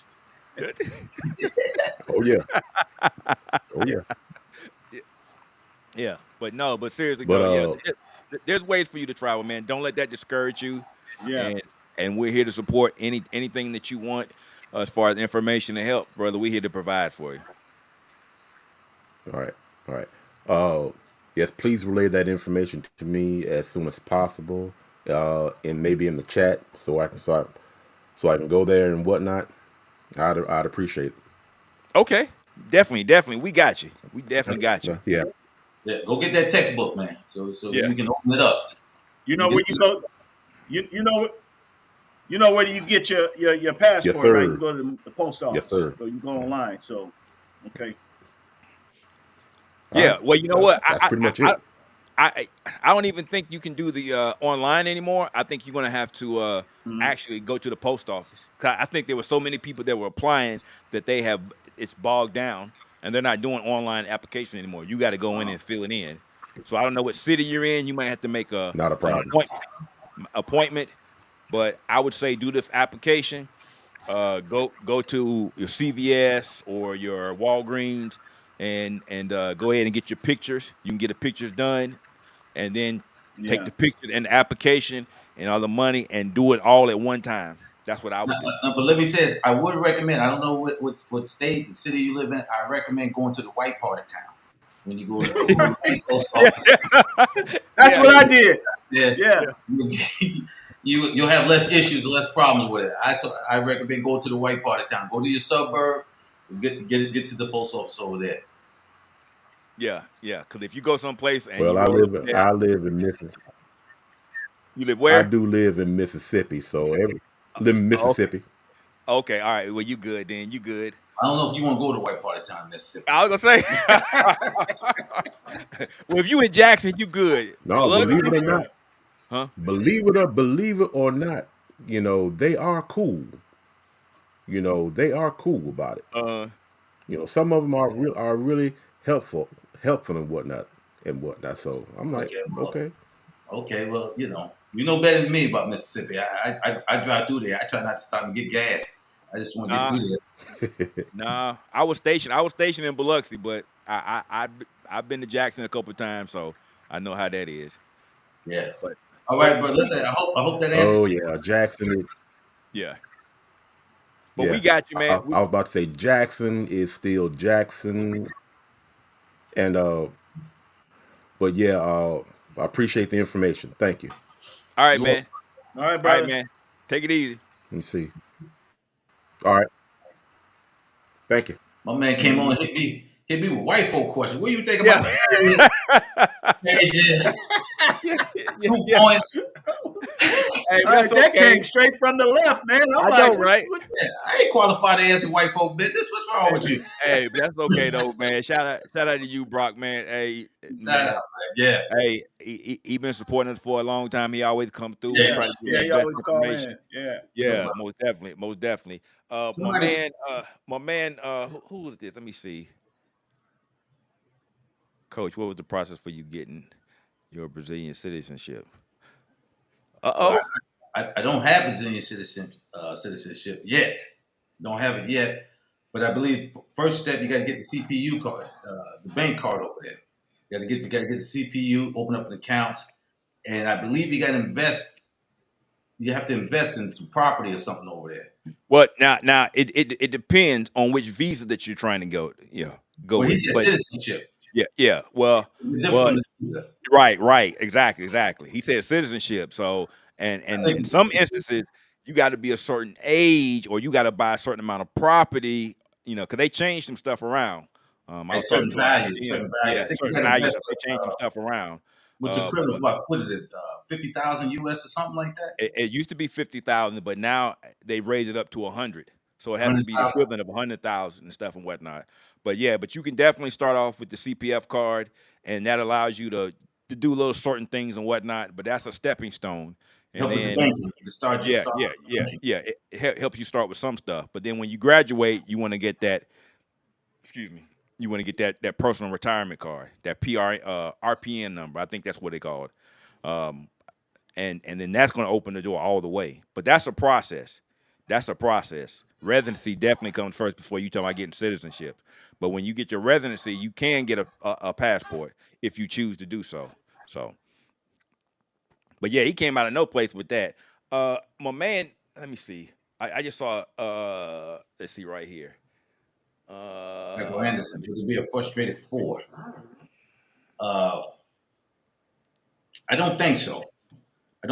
Man. Right now, we're working on the marriage material, which is going to be a reality show that we're looking to film in Brazil. If you'd like to donate to that, that's $ Greeze 12 on the Cash App. And you're right. We looking to do a reality show in Brazil. That's what I'm working on right now. So first, the Frustrated series is on hold right now.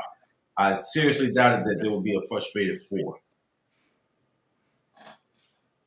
Yeah, this is what I want to hit. Does anyone when Brazil reintroduced the e-visa for U.S. citizens?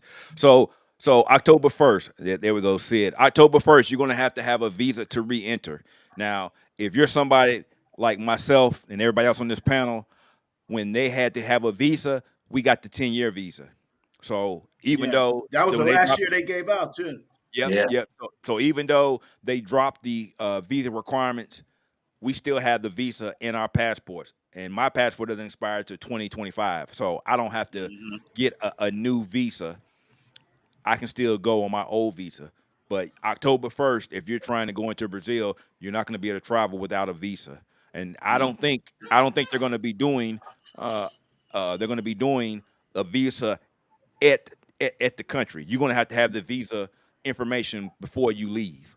You mean on arrival? No on arrival visas. No, right. You have to go to the consulate, Brazilian consulate here in the States, and depends on what state you live in. You can Google that and find out where's the closest or nearest Brazilian consulate to you, and then you have to apply for it there. Yeah. Any reason why they're going back to that? Because Lula, it went back to the cost of it. We charge them to come in, and we're gonna charge you to come in. Right. Exactly. So reciprocity. Got it. That was one of the deals that Bolsonaro had worked out with Trump, but we're dealing with Lula now. But like I said, if you already have your visa, you're good. But if you're looking to plan on going to Brazil after October the 1st, you better make sure you can have a visa. And there are companies online where you can do the e-visa, or you can go straight to the Brazilian consulate website and they do the e-tourist visa. I would suggest if you start looking at the cost, you would go and just apply. If you plan on going to Brazil for a long period of time, I would just get the 10-year visa and just eat the cost up front. I'm good at 27. Yeah. I'm good. Me too. Me too. Yeah, because I don't think there's much difference in the price. It really wasn't. That was the reason why I got the 10-year visa. At the time, they were offering it to me. $50 difference or something like that is real cheap. Yeah, it's worth it. It's worth it. Yeah. It's cost effective. It's worth it, man. Just go ahead and get that 10-year. Yeah, so I went ahead and got the 10-year visa. So definitely something, especially if you want to invest in Brazil or someplace that you're going to frequent, go ahead and get the 10-year, and you'll definitely be glad that you did that. Now, everybody, now look, we got special guest Al Greeze here. We can't have Greeze for so long. I know some of y'all guys want to ask the question, come up, say hey, bye, do something. This is your chance, and you know it's only going to cost you a donation at Cash App at $Greeze12.com. Yes, sir. Yes, sir. Yeah, yeah.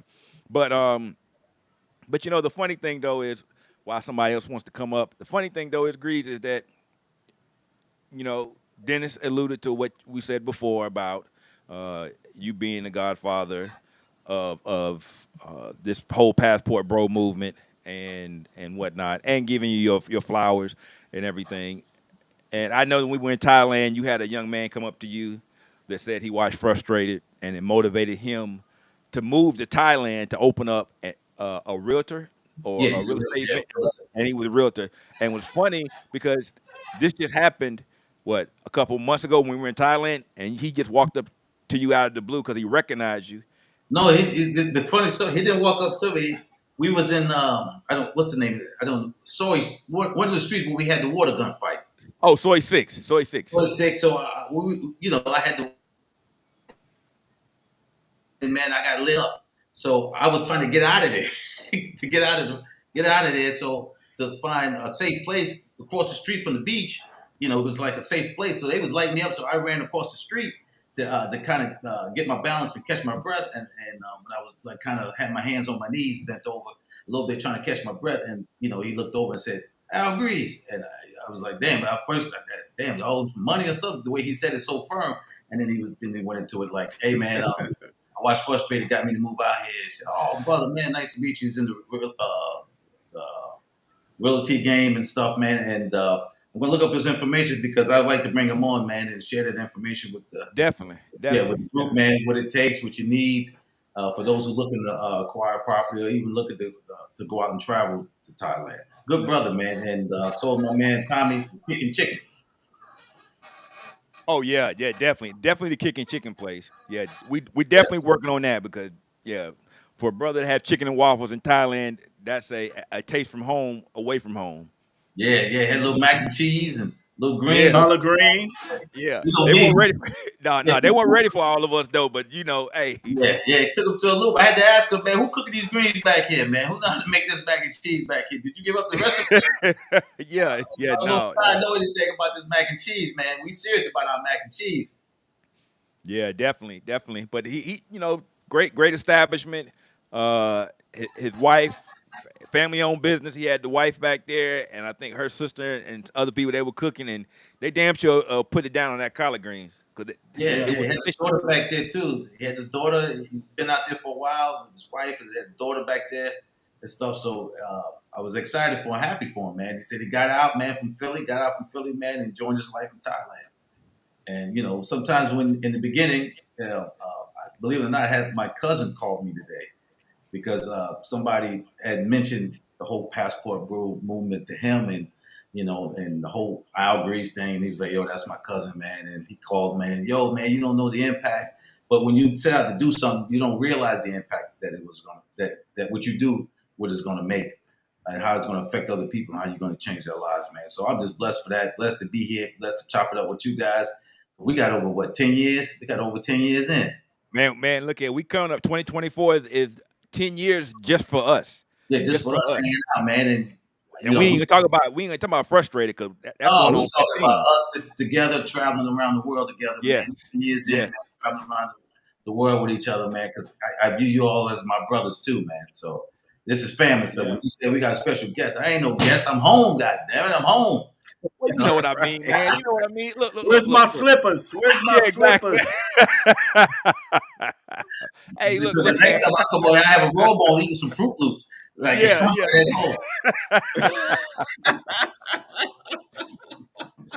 Hey, look. Right. Look, hey, But I think a lot of people don't understand how. How. No, go ahead. If they could ever see us, together, where it's real genuine, where you would see, guys that first travel with us, they would be a little uptight until they see, the veterans on how we interact with each other. Then it goes down. But that's a special thing to see. You know what I mean? Well, I tell you what. Hold on, let me say this real quick. I tell you what. Our producer Jamel around the world has been dropping content on our channel, and you can get a preview of how we move when we together. Now, some of the stuff we had to edit out because it was too strong for TV. If you understand what I'm saying, it was a little R-rated, so he had to cut the areas out. But look, hey, if you want to get a preview on how we move, go and check out the content that we've been dropping. Right now, a lot of stuff is just our recent trip from Thailand, but we have stuff coming from Brazil and from group trips in South Africa. And after you watch that content, you will understand why and how we interact the way that we do, because it is a family union. And even when Dennis came up, I think he was a little not necessarily nervous.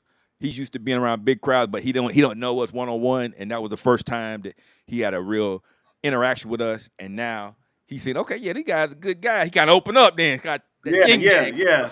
He had his collar kind of tight a little bit, but he turned it to the Uncle D at the cookout. Yeah. I didn't mean to put him on the spot, but I had to know before and after. So great question, because I wanted to get in because on the episode you see him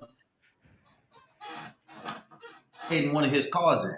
He had to trade one of his cars in, and that's what he did with old girl. They had to trade her in. And got that little model. Yeah. He kept saying her long, beautiful hair got that new concept.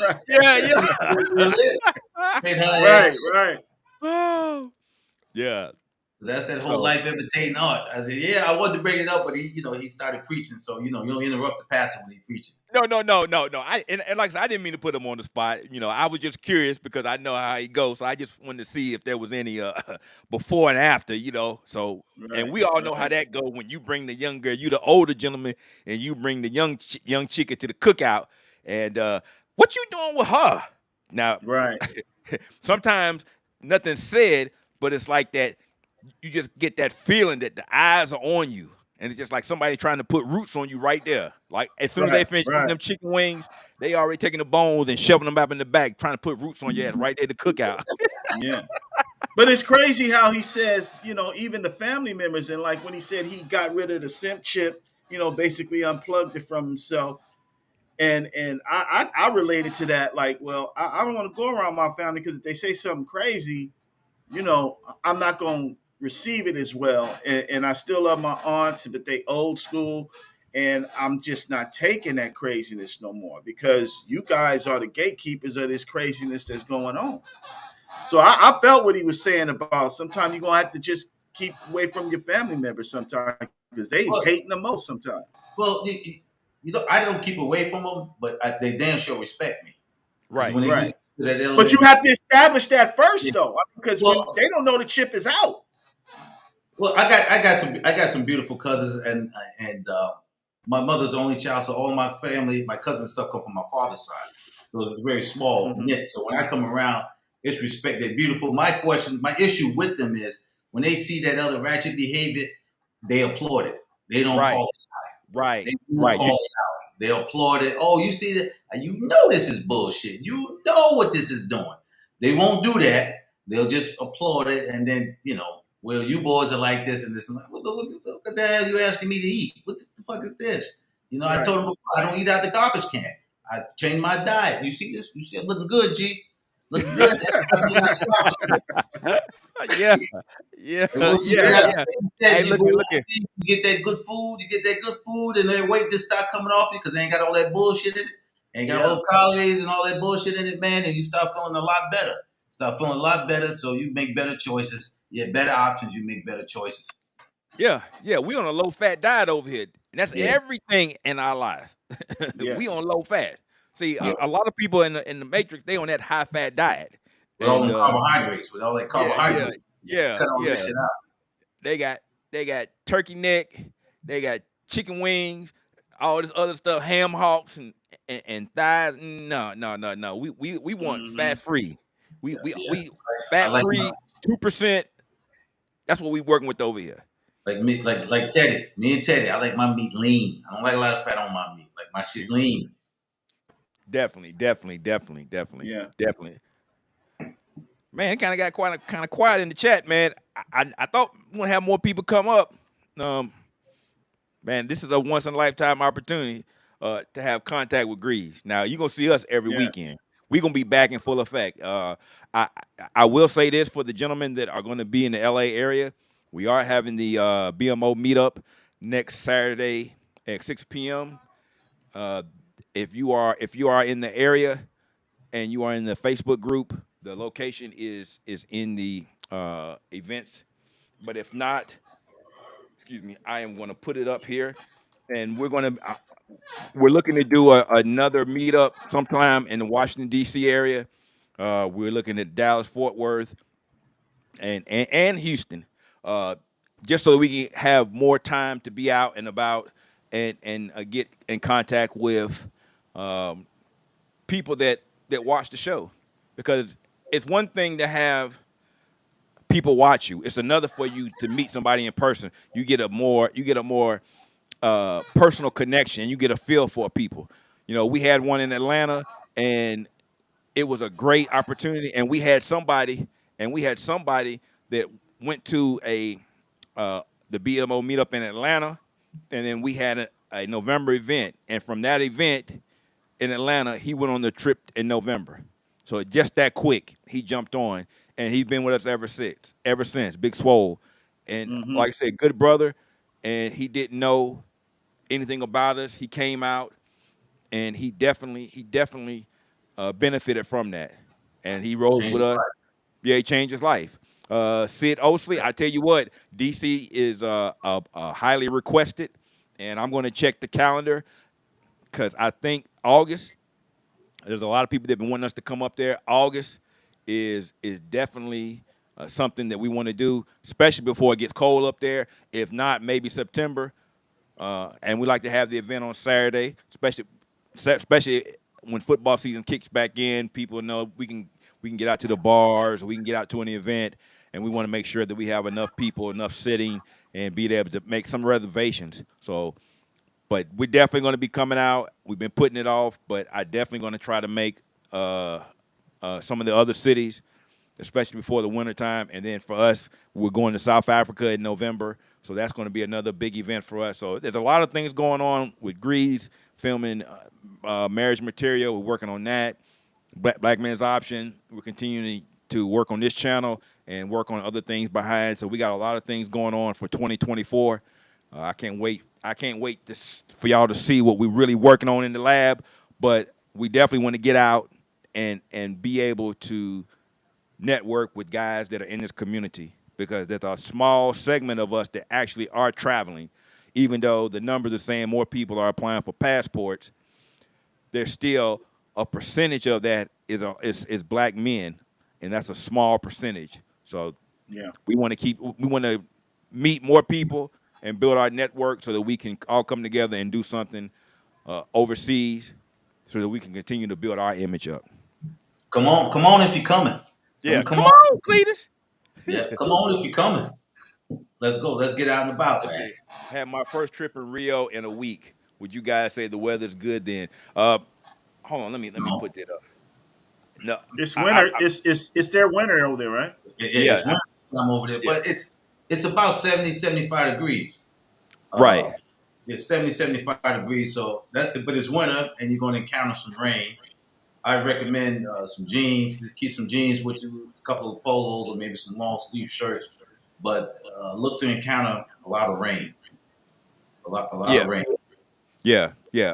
And that's a good tip, because a lot of people don't realize just because it's summer here, you have to look at where you're at or where you're going.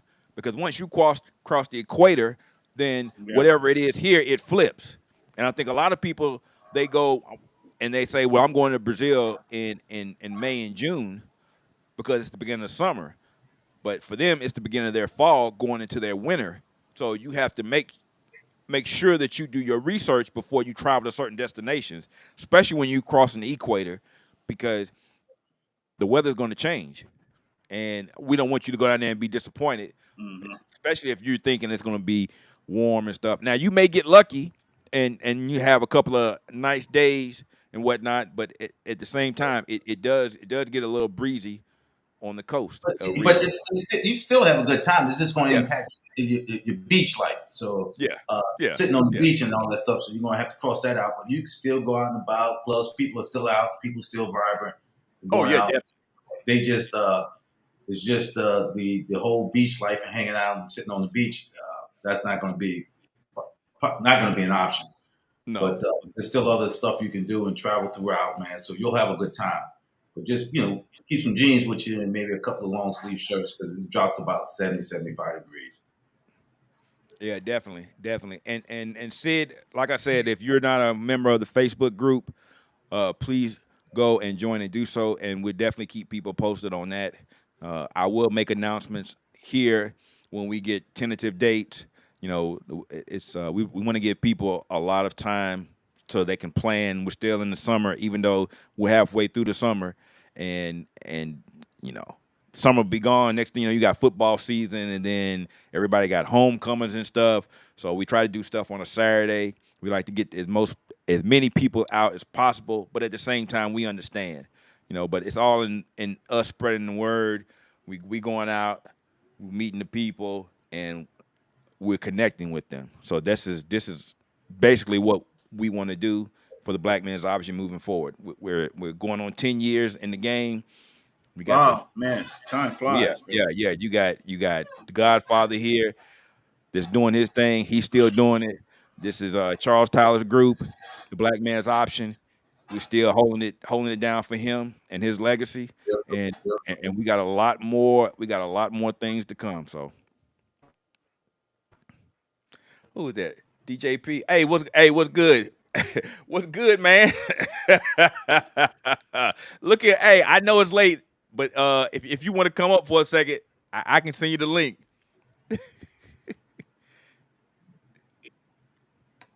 Oh, that's DJ, the good brother. Yeah. He over there in he's exploring his options over in Lisbon. He's in Lisbon. Okay, he over there. Yeah, he's another. Oh, okay. Yeah. He in Lisbon, Portugal. So Dennis gave me a nice, tasty report of what he has been encountering over there. So, if you got the link, man, come on up for a second. If it's not too late, or if because I think he's 5 hours ahead. So it's probably 4 o'clock for him. It ain't about if it's too late. He up. That's right. Hey, look at he might be preoccupied with something. He might look. He might have a situation. He wouldn't be on the live then if he got a situation. Because that take 2 hands. That take 2 hands. Unless he one of them look mama no hands on him. Yeah. Oh, my fault, DJ. I thought that was the other DJ. That's our DJ. That's what you said, DJP. That's well, he got but that's not our DJ. I mean, that's our DJ, not the other DJ. Man, it's too many of y'all DJPs. But anyway, it's all good, man. What's good, brother? My fault. Okay. I thought you were Dennis Jean-Pierre. But anyway. But for everybody that's in the group chat, if you got any questions, let's get them up now. Yeah, because I get up at 5 in the morning. Yeah.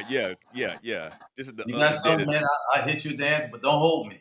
Yeah, no. Because if not, like you said, Greeze got steps to get in, and we got things to do, and we damn sure coming on 2 hours. So I don't want to keep him up too much later. So if you got any questions or you want to come and ask Greeze a question, do so in the next 2 minutes. If not, we're gonna shut it down.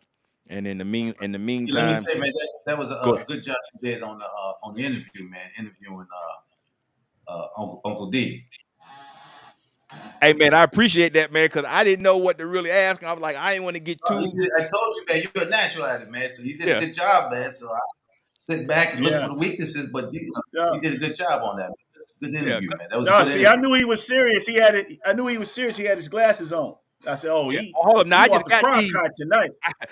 I just got these on. Play like this. Yeah, Go right back. yeah. No, hey, look here. Yeah, I just got these, these TFs up here. I'm shining and glistening. But Yeah, that's that sophisticated look, man. yeah, I know. You I look good. look smarter. I told him I look smarter. Yeah, Yeah. you look good, man. I'll just wait for you to push him in a couple of times and stuff. No, I ain't gonna push him in a couple times, but I'm gonna get my Leroy Kent on, and then I'm gonna hit this Superman on there, Super Negro, Superman lover. So, Brock, we definitely I'll get Greeze to get you the info on the travel and dialysis, and he'll hook that up. Don't worry about that. We got you. You are in the Facebook group, so make sure that you hit one of us up, and we'll Get definitely that get you on that. passport. Yeah, but right now we want you to focus on them freedom papers. Yeah, that should be your first, second, third, fourth, and fifth concern. Yeah. Now you go to class with no textbooks. Exactly. You go with no textbooks. Yeah. They gonna fare well with them. Textbooks first, man. Hey, look at you got Kool-Aid with no sugar. Peanut butter, no jelly. Ham, no burger. Damn. Take care of that first, man, and the rest will work itself out. So that's finding right. out what That's right. I'll get that information, man, and hopefully, the next time he hop on, if I got some time, or I'll pass it on to UE or whoever. Yeah, we got him. That's not an issue. So no, that's not an issue whatsoever. We'll definitely pass that information along to you, Brock. We got you, man. Well, all right. Well, I tell you what, we're gonna wrap it up. Yeah, you gotta get that passport. I'm saying being on dialysis, that's not an issue. Trying to travel without a passport, now that's an issue. That's an issue. Yeah, because you ain't going nowhere until you get that. That's right. Yeah. Well, all right, gentlemen, we're gonna wrap it up. Nobody else wants to come on. I appreciate everybody coming out tonight. Once again, I want to thank our special guest, Coach Greeze, and Uncle D, the Blizzard King. I'm not no guest, man. I know. I'm messing with you. But I got to do that anyway. Hey, look, I'm practicing. Look, I'm trying to get got the BMO slippers on, Coach. Hey, look. I'm trying to get my Greeze. I'm just Greeze. You know me. Look. I got to get my Arsenio Hall on. Let's get man. Oh man, it ain't no special guest. We got Greeze is on. All right. Well, hold on. Let me fix my face. Let me fix my face. I want to thank our special guest, Dennis Spurling, Uncle D, the Blizzard King. Please go and check out his new reality show, Co-Parenting with the Spurlings, on his channel at 8 p.m. every Thursday. He has 16 episodes. He just dropped one. He's got 15 more to go. Go over there and support. Like you said, he's talking about something that we all, either we know somebody that's been in that situation or somebody that definitely has gone through, and something that we can relate to. And he put it together. So go in there and support. Good image. I'm pretty sure there's some laughs that you can see from his demeanor with us just shooting it up tonight. There's probably going to be some good scenes that are cringeworthy, and there's going to be some good scenes where you're going to just laugh and have a good laugh, but and chuckle behind it. But like I said, I want to thank him for coming on. Really appreciate that. And once again, I want to thank Greeze for coming on. He has a busy schedule. He got to go get them steps in. He's trying to get the I-85 and then I-75. But I do appreciate him coming on tonight. I definitely appreciate my man G-Dub coming on, as always, supporting BMO, doing what we do. And shout out to my man Chris Strongard, even though he's not here tonight. We know he over there overseas doing the Lord's work, handling some business in a secret location outside the Matrix. Hopefully we'll have him back on in a couple weeks, and we'll be able to talk to him. But I appreciate everybody coming on tonight. I really do. Tune in every Sunday night, BMO Radio. Like, share, and subscribe to the channel. Share this content with your friend. Let people know that we are here, who we are, and what we do, and what we're about. And our next goal is to get to 5,000 subscribers. So right now we got a hill to climb, but we're gonna work on it. And I appreciate everybody coming out. So I'm gonna wrap this up. Hold on, I'm gonna give you last word. I just want to say one thing. I want to shout out Dallas. Dallas Overton. I hope I pronounce it right. He hit that cash up, man. So give him the hand clap, man. He need that. Hold on. There we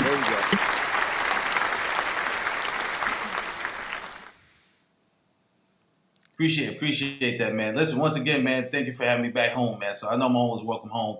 So we ain't got to go through all this stuff here, man. No. I'm going to step out, and then I'm going to step back in home again. So hopefully if I can't catch the next week's show, man, I'll be on the show quick, man, before I get back to Candyland. Yeah, okay. I'm going to Candyland, baby. That's right. Yeah. There's nothing wrong with that. G, any parting words for the night? No, man. I think all was said. I mean, just these young brothers, man, watch who you have babies with. It could be very devastating to you financially, emotionally, and everything else. Definitely, man. You man, look at the only 12 packs you should be buying should come in a box. That's right. And don't say Bud Light neither. Wrap it up tight. Wrap it up, B. That's right. That's right. Yeah. And once again, I appreciate everybody coming out. Appreciate your support. It means a lot to us, and we don't take it for granted. And the premise of our channel is to give you something that most people don't give you, is information that you can use. Everybody can show you receipts.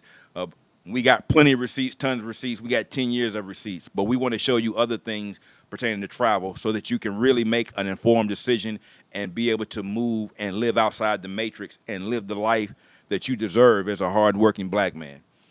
So with that being said, tune in next week. Go check out our YouTube channel. Go look at all the videos. Like and subscribe. Share with your friends. And I appreciate y'all brothers coming out and hanging out with us tonight. And I'll see y'all next week. Salute, brother. Yeah. All right, Coach. Yeah. All right, man. Everybody in here was picked, selected, chosen. You are a difference maker. You are special. You are somebody. You're a conduit of change. And that's what we're going to do, change things. I don't know if y'all know it, but we're going to win. I don't know if you feel it, but we're going to win. I don't know if you can see it, but we're going to win. You got to understand we're going to win right now, not later, right now. Everybody in here is a change agent. We could go down the line and every last one of you have a story how you provoke change wherever you've been in some form or fashion. It ain't no normal guys in here. Everybody's been through something, they come out of it, but you changed the game wherever you've been. Am I right or wrong? You just got to believe. I believe it. You got to believe it.